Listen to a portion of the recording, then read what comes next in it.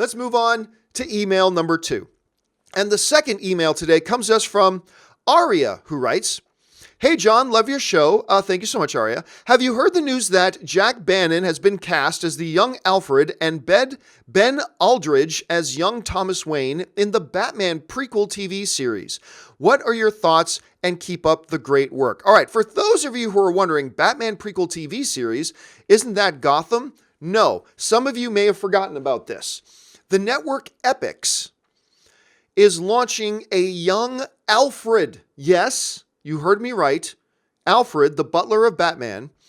They're launching a young Alfred TV series. I believe it's just going to be called Pennyworth. I think that's the name of the show.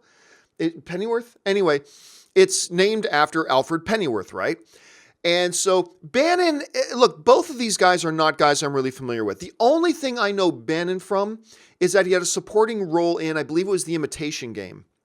So he had a supporting role in that. I really don't know anything that either he or the dude who's playing Thomas Wayne, I'm not familiar with their work. So that's fine. Whatever. That's not the big thing.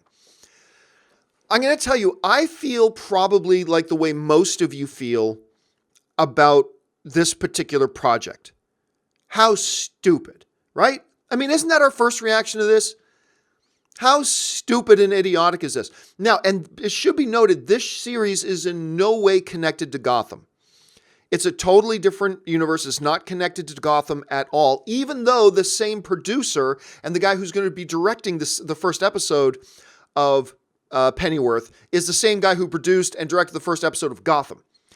But they're not connected in any way, shape, or form, so keep that in mind. Pennyworth is not a prequel to Gotham. All right? Are we clear? There we go. But like most of you, my first reaction was pretty damn negative. This sounds stupid. Why would you do this? I mean, I'm sure a lot of you have joked, what's next, an Aunt May movie? Anyway, but I'm going to say this, okay? Just follow me here. I read the description they're putting out for what they're envisioning Pennyworth to be, and I got to say it's not bad. It is a little bit intriguing. I believe this is from the Hollywood Reporter who wrote this. Pennyworth's Alfred is described as a boyishly handsome, cheerful, charming, clever young man from London. Where do we go? He is honest. Is that what he is? Oh, wait a sec. I did this in the wrong order. Sorry, I brought up the second frame. Let's bring up this one first. The series, which is not a Gotham prequel, despite hailing from showrunner Bruno Heller, revolves around Alfred Pennyworth, a former British SAS soldier in his 20s who forms a security company and goes to work with a young billionaire Thomas Wayne, who is not yet Bruce's father in the 1960s London. Now we get on to this paragraph. Pennyworth's Alfred is described as a boyishly handsome, cheerful, and charming, clever young man from London. Honest, open-faced, and witty, he's the kind of person people would never take for an SAS killer. Alfred doesn't know how to reconcile the kind-hearted boy he used to be with the cold, calculated killer he was forced to become.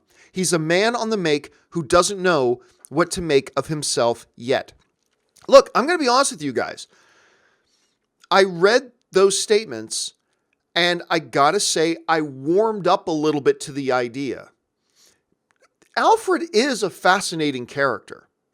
I mean, through many, many different iterations of the comic books, whether it's on television, animated stuff, or in live action, whether it's on television or in the movies, they've often alluded to really interesting stuff in Alfred's background, never really fully explored.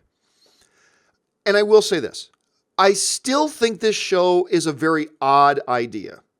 I still think doing this show is a very odd idea, but I will admit that what I'm reading and how they're describing the character and how they're describing the show, I will admit it makes me warm up a little bit to it. I'm not saying I'm on board with Pennyworth yet. Not at all. But I'm saying there's less edge to my dislike of the idea now than there was before. So I don't know, does reading that outline, does reading those statements, a synopsis about the show, does that do anything for you? Does that not do anything at all? Do you still hate the idea as much as you did before? Do you go, yeah, I still dislike it, but maybe I don't hate it now? Like, what does that description do for you? I'm just being honest with you. It's a pretty intriguing description that makes me at least a little bit curious. So I don't know. We'll see what kind of direction they go with this thing. All right, let's move on now